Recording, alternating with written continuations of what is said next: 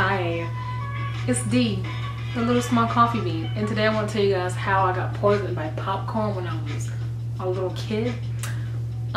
So when I was a little kid, I was pretty adventurous little bee, and I loved going outside and stuff, but that's kind of furthest from the point. So I usually spent time with my mom's mom, and it was one day, I don't remember how it happened, but I think my dad's mom, my grandmother, she called and she was like, hey, do you and a couple of your cousins want to come spend the night with me? And we were like, sure. So it was me and I think maybe 4 or 5 of my other cousins, and we kind of spent the night. A lot of things happened this particular weekend because the place that my parents and my parents and my brother and me, we live in a place that's not very far from my grandmother. But my grandmother, she stays in a rural type of area. Anyway, it's not far away, but it's kind of in the middle of a surrounding county. It's not important where she lives. Anyway, so we were all outside. Now I'm gonna tell you the first thing that happened this particular weekend. We were all outside playing. I have always been one of those people that had a very bright imagination, which is why now I'm an artist and I love writing. So I had a very bright imagination. Now I wasn't really playing with my other cousins because they knew each other more than I knew them, and I was kind of playing by myself, sort of. So I was outside walking. I was running around like a little maniac, and I was just running, and my foot actually got caught in a ditch. It's weird. It was a hole in the ground, and you're running, and my foot fell in the hole, and I jerked forward and I fell. It was crazy. Sadly enough, I think that moment I had that's another story though. I had a big patch of infection or a rash on the bottom of my foot when I was little, and I think it came from me falling in that certain little hole. Anyway, so we're all spending out with my grandma. We played games, we played card games. I learned how to play some card games, spade and whatever other kind of games I don't really remember. But at the time, my grandmother allowed one of my cousins to stay with her, and this particular cousin I just thought, when I was a kid, I thought everybody was mean and scary. It's weird. But we were all at my grandma's house. We're having a great time. We're having fun watching TV, playing card games, playing little silly games.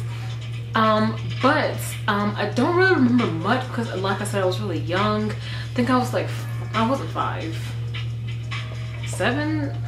I could have been 5. I don't even know how old I was. But anyway, all I know is that this particular weekend morning, I was awakened by my cousin. My particular cousin, I'm not gonna say her name. We're gonna just call her Jay.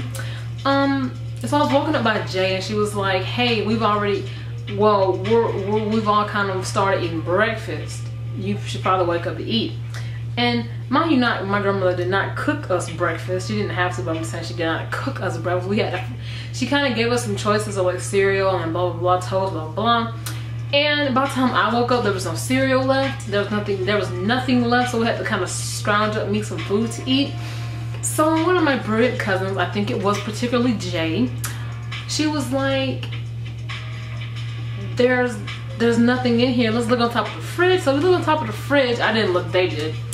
And this particular cousin, Jay, and I'm gonna say Shay, found I think a popcorn on top of the refrigerator. So that was literally kind of the only option, or either I'll starve until we have lunch. Well, not starve, but be hungry until lunch. So we asked our grandmother, was the popcorn good to eat? She said yes. So Shay, the eldest cousin, that's not her real name, but we're just gonna call Shay, cooked up the popcorn. I don't remember all the details. I'm kind of just making up the small little details. I don't know who cooked the popcorn. I just know found it, Jay. So they cooked the popcorn up and I eat it. Okay. So 30 minutes later, my stomach is hurting. 5 minutes pass, I'm throwing up. All right, so I'm gonna give you guys a 2-hour frame within this hour frame, I threw up 20 times. I'm not even exaggerating. I remember from a little kid, I remember counting it. Like some weeks after, I remember counting it. I threw up more than 20 times. I threw up on my grandma's bed, on her floor, her bathroom floor, the toilet, and I think whatever the bedroom that we were staying in at my grandmother's house, like a spare bedroom. I think I threw up on her bed twice. I almost threw up on her couch, but I did not. So I've thrown up tons of times. My grandmother is freaking out. Everybody is scared. I'm scared. I'm weak and I'm about to fall asleep, and she's like, don't fall asleep. And I'm just like, Grandma, please just let me close my eyes for 2 seconds. And she's like, no, don't fall asleep. So if I tried to fall asleep, she would yank me or tell me she would yell for me to get up.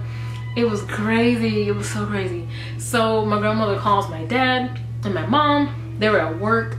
Were they at work this particular weekend? I think they were at work because they got here in 2 separate. I remember them driving in the parking lot in 2 separate cars. So maybe they were both at work. I don't remember. I was little. I don't know. If I was 5, then that was like 15 years ago. I'm 20. But I remember them getting to the house. I don't know how this is possible, but I remember seeing both of the cars speeding into the driveway. Now, mind you not, my grandma stays at the bottom of a hill. Like her driveway is on a hill, you drive down to the house. Anyway, blah. So I remember there's tons of cars pulling into this driveway. All of my cousins were literally scared. They thought I was dying. And all of them wanted to go home. Everybody was so sad. Everybody was crying. I was just kind of just like, oh, throwing up. Great. Everybody was crying. My cousins were crying. One of my cousins, I'm gonna call her Jules. She wrote a letter to me saying that I hope you don't die and I love you. Like, I was like, okay. So my parents are in the house. My grandmother has already called 911. We waited for 30 minutes, I think, and then my dad was like, look, we're not gonna keep waiting. So he called them again and he was like, we're gonna head up there, you meet us halfway. And so my grandma's freaking out. She's cleaning up all the vomit. And we're finna go to the hospital and meet these people halfway because we're tired of waiting. And typically we stay kind of far away from a hospital, so it's kind of like it will take time, truthfully, but you know, anyway. So before we left to go meet this person in the ambulance car, of course my parents both called the hospital again twice, like called them anyway, saying that we need someone immediately. Our daughter is severely something. And of course they're kind of having attitudes on the phone because they're scared and worried, but okay. So we leave. They're telling me not to go to sleep. My dad carries me to the car. We get me in the car. We drive my grandma's driveway. We turn on the highway. And about 2 minutes down the road, we pass the ambulance. So my dad already had his emergency lights on, but we pulled over inside the road. We were just they were so scared, and they were like waving and yelling. They can't hear you, but they were yelling.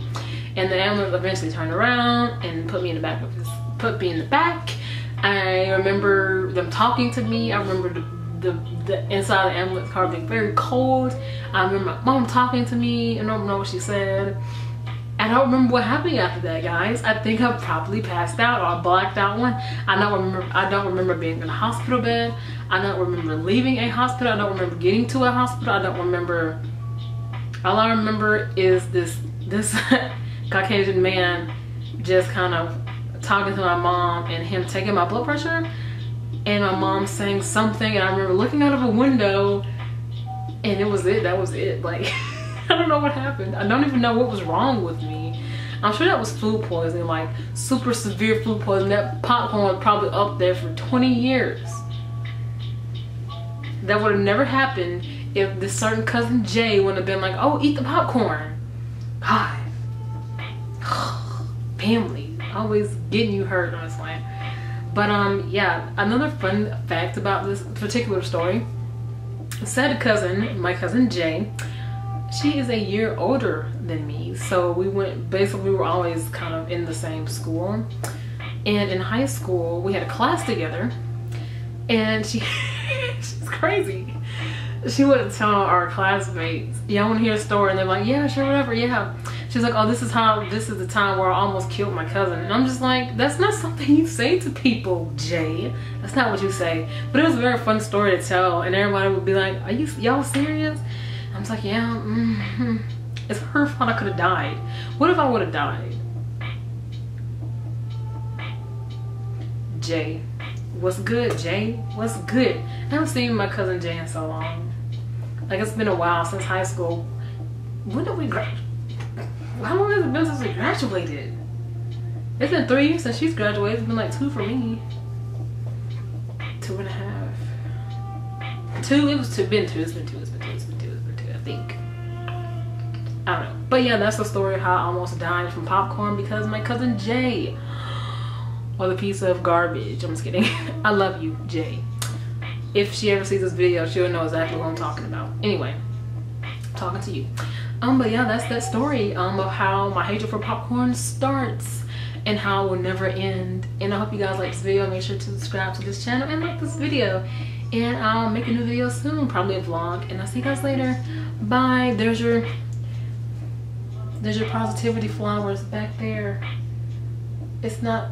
There it is. Bye.